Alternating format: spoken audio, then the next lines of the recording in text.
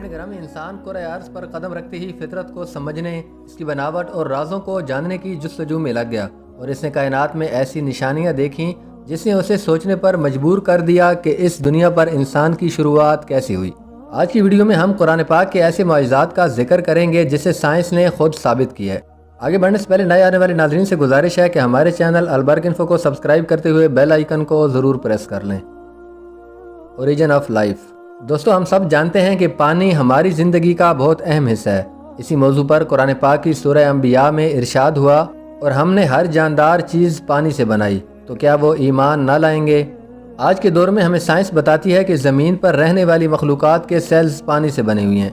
मसलन किसी भी इंसान के सेल्स पर अगर तहकीक की जाए तो वो 70% पानी से बना हुआ है। इस बात की तस्दीक माइक्रोस्कोप की ईजाद के बाद ही हो पाई है, लेकिन कुरान पाक ने 1400 साल पहले ही बता दिया था कि ज़िंदगी की शुरुआत कैसी हुई। दोस्तों, लोहा ज़मीन में मुख्तलिफ सूरतों में पाया जाता है, मगर ये ज़मीन की धात नहीं है। क्या आपने कभी सोचा कि फिर ये धात आई कहाँ से? दरअसल लोहा आसमान से ज़मीन पर आया है। ये अपने आप में एक चौंका देने वाली बात है, मगर ये हकीकत है। साइंस की तहकीक के मुताबिक अरबों साल पहले कुछ सितारे एक धमाके से फटे और बड़े बड़े पत्थरों के ज़रिए ये लोहा हमारी ज़मीन पर आया, जिसका जिक्र हमें 1400 साल पहले कुरान पाक में कुछ यूँ मिलता है। और हमने लोहे को ज़बरदस्त ताकत देकर उतारा ताकि इंसान उसका फ़ायदा उठा सके। आसमान हमारी हिफाजत करता है। ज़मीन को सूरज की अल्ट्रावायलेट शॉओं से बचाने के लिए आसमान बहुत अहम किरदार अदा करता है। अगर आसमान ना होता तो सूरज की रेडिएशन ज़मीन पर ज़िंदगी को जलाकर ख़त्म कर चुकी होती। आसमान ज़मीन के चारों तरफ लिपटे हुए कंबल की तरह है। ये ज़मीन को जमा देने वाली ठंड से भी बचाए रखता है। आसमान के ऊपर का टेम्परेचर तकरीबन -270 डिग्री सेंटीग्रेड तक होता है, और ये ठंड ज़मीन पर मौजूद ज़िंदगी को जमा कर ख़त्म कर सकती है। कुरान पाक में अल्लाह आसमान का जिक्र करते हुए फरमाता है, और हमने आसमान को महफूज छत बनाया और वो लोग उसकी निशानियों से मुंह फेर लेते हैं। नाज़रीन ग्रामी, कुरान पाक हमारा ध्यान पहाड़ों के एक बहुत ख़ास पहलू की तरफ खींचता है। कुरान पाक की सूरह नबा में यूँ इरशाद हुआ है कि हमने ज़मीन को आराम करने वाली जगह नहीं बनाया और पहाड़ों को मेखे। कुरान पाक का मफहूम है कि पहाड़ों की जड़ें ज़मीन के बहुत अंदर तक दबी हुई हैं, और इसकी तस्दीक जियोफिज़िक्स फ्रैंक प्रेस की लिखी हुई किताब द अर्थ में भी मिलती है कि पहाड़ असल में एक खूंटे की तरह होते हैं।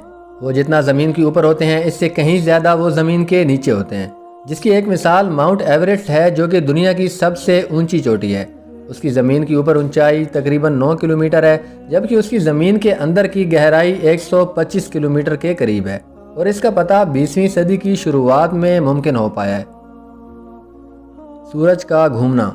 नाज़रीन ग्रामी, साइंसदान पहले ये समझते थे कि सूरज एक जगह पर ठहरा हुआ है और ये कोई गर्दिश नहीं करता। एक ज़माने तक साइंसदानों का यही नज़रिया रहा। फिर सन 1609 में एक जर्मन साइंसदान ने अपनी किताब में लिखा कि सिर्फ सैयारे सूरज के गिर्द गोल नहीं घूम रहे, बल्कि ज़मीन, चाँद और सैयारे सूरज के गिर्द घूमने के अलावा अपने महवर पर गर्दिश कर रहे हैं, और बाकी सैयारों की तरह सूरज को अपने अक्स पर एक चक्कर लगाने में 25 दिन लग जाते हैं। कुरान पाक में इस बात का जिक्र कुछ यूँ मिलता है, और वही है जिसने रात और दिन और सूरज और चाँद को पैदा किया, और सब एक घेरे में तैर रहे हैं। दोस्तों, एक ज़माने तक फल्कियाती साइंसदानों के मुताबिक कुरान के इस दावे को गलत समझा जा रहा होता, लेकिन आज हम जानते हैं कि कुरान पाक में सूरज की गर्दिश से मुतालिक ये दावा आज की साइंस बिल्कुल सच साबित करती है। कुरान पाक की सूरह नूर में अल्लाह ताला इरशाद फरमाता है कि जैसे किसी गहरे समुंदर में अंधेरे हों जिसको ऊपर से एक लहर ने ढांप लिया हो, उस लहर पर एक और लहर हो, फिर उस दूसरी लहर पर बादल हों, अंधेरे ही अंधेरे हैं, एक के ऊपर दूसरा अंधेरा है, कि जब कोई अपना हाथ निकाले उसे अपना हाथ भी दिखाई देता मालूम ना हो, और जिसके लिए अल्लाह नूर न बनाए उसके लिए कोई नूर नहीं। आमतौर पर दोस्तों ये समझा जाता है कि लहरें समुद्र की ऊपरी सतह पर चलती हैं, जबकि साइंस अब ये तस्दीक कर चुकी है कि लहरें समुद्र के ऊपर ही नहीं बल्कि नीचे भी होती हैं। ये लहरें इंसान को आम आंख से दिखाई नहीं दे सकती, बल्कि इनको सिर्फ खास टेक्नोलॉजी की मदद से ही देखा जा सकता है। कुरान पाक में समुद्र के अंदर चलने वाली लहरें और इसके ऊपर बादलों के बारे में जिक्र हुआ है। कुरान पाक की ये बात सिर्फ इसलिए काबिल तारीफ नहीं कि इसमें समुद्र की अंदरूनी लहरों के बारे में जिक्र आया है, बल्कि इसलिए भी है कि समुद्र की गहराई के अंधेरे का भी जिक्र करता है। आज के दौर में इंसान बिना कोई ऑक्सीजन का यूज़ किए 60 से 70 मीटर की गहराई तक ही जा सकता है। वहाँ तक कुछ रोशनी ज़रूर मालूम होती है, लेकिन अगर हम 1000 मीटर गहराई की बात करें तो वहाँ बिल्कुल अंधेरा है, اور یہی بات قرآن پاک میں 1400 سال پہلے بتا دی گئی تھی، جس کا سائنس کو آج پتہ چلا ہے۔ جھوٹ بولنا اور ہمارے دماغ کی حرکات۔ ناظرین گرامی، حضور اکرم صلی اللہ علیہ وآلہ وسلم کے دور میں ایک آیات کو ابو جہل کے اوپر بھی اتارا گیا، کیونکہ ابو جہل بار بار جھوٹ بولا کرتا تھا۔ اس کے بارے میں قرآن پاک میں یوں ارشاد ہوا ہے، اگر وہ باز نہ آیا تو ہم ضرور پیشانی کے بال پکڑ کر کھینچیں گے، اور وہ پیشانی جو جھوٹی اور خطا کار ہے۔ اس آیت میں دماغ کے سامنے والے حصے کو جھوٹا اور خطا کار قرار دیا ہے۔ یہ آیت دو وجہ سے بڑی خاص ہے۔ پہلی یہ کہ ہمارے دماغ کا سامنے والا حصہ ہی ہماری سوچی سمجھی حرکتوں کا ذمہ دار ہوتا ہے، جسے فرنٹل لوب کے نام سے جانا جاتا ہے۔ دوسرا یہ کہ فرنٹل لوب ہی دماغ کے جھوٹ بولنے والے کام کو کنٹرول کرتا ہے۔ آج کے دور میں کی گئی ریسرچوں میں یہ بات ثابت ہو چکی ہے کہ دماغ کے آگے والا حصہ ہی ہماری حرکتوں اور جھوٹ بولنے کا ذمہ دار ہوتا ہے۔ انسانی دماغ کا یہ فنکشن 20ویں صدی میں سائنس کے ایڈوانس ہونے پر ہی ہمیں معلوم ہوئی ہے، جبکہ قرآن اس طرف اشارہ کب کا کر چکا ہے۔ انسان کو درد کا محسوس ہونا۔ دوستو، کافی عرصے تک لوگ یہی سمجھتے رہے ہیں کہ درد کو محسوس کرنے والے سیلز ہمارے دماغ میں ہی ہوتے ہیں، حالانکہ بعد میں تحقیق سے یہ پتہ چلا کہ درد کو محسوس کرنے والے سیلز ہماری کھال میں ہی ہوتے ہیں، اور ان کے بغیر ہم درد کو محسوس نہیں کر سکتے۔ اس کا ذکر قرآن پاک کی سورہ نساء میں کچھ یوں ہوا ہے، بے شک وہ لوگ جنہوں نے ہماری آیتوں سے انکار کیا، ہم انہیں آگ میں جھلسائیں گے، اور جب ان کی کھال جل جائے گی تو ہم انہیں اس کے بدلے دوسری کھال دیں گے تاکہ وہ درد کو لگاتار محسوس کر سکیں۔ بے شک اللہ زبردست حکمت والا ہے۔ ناظرین گرامی، قرآن میں اس کا ذکر 1400 سال پہلے ملتا ہے کہ درد کو محسوس کرنے والے سیلز ہماری کھال میں ہی ہوتے ہیں، نہ کہ دماغ میں۔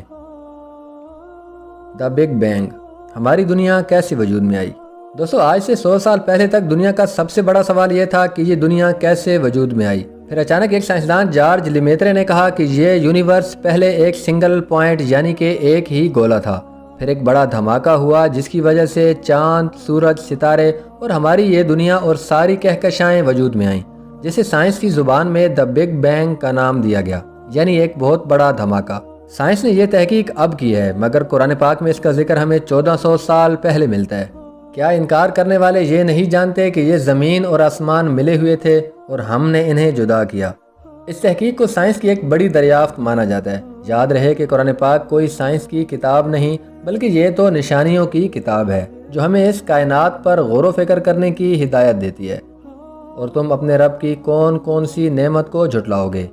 اللہ تعالی ہم سب کو قرآن پاک پڑھنے اور اس پر عمل کرنے کی توفیق عطا فرمائے، آمین۔ مزید معلوماتی ویڈیوز کے لیے ہمارے چینل البرق انفو کو سبسکرائب کرتے ہوئے بیل آئیکن کو ضرور پریس کر لیں تاکہ نئے آنے والی ویڈیوز کا نوٹیفیکیشن آپ تک بر وقت پہنچ سکے۔ میں ہوں آپ کا دوست حسیب افضل، ملتے ہیں نیکسٹ ویڈیو میں، تب تک کے لیے اللہ حافظ۔